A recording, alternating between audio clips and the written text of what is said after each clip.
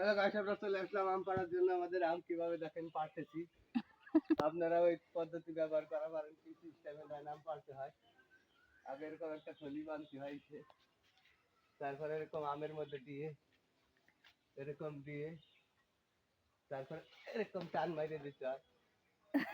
টান মেরে না, এরকম দিয়ে এরকম টান মারতে হয়, তাহলে আম চলে আসে এরকম ভিতরে। Hello guys, guys hello guys, এই আম পড়ে গেছে। হ্যালো গাইস, আরাম আছেন? দেখা যায় না, পাড়তে অনেক কষ্ট হয়ে যায়, ঘামা যাচ্ছি। হ্যালো গাইস, যারা কিনে খায় তারা খালি খায় মেডিসিন মেডিসিন মেডিসিন ছাড়া আম তো অনেক কষ্ট। বুঝছেন নি? এই যে আম মরে গেল, ফেলে হলো মরে।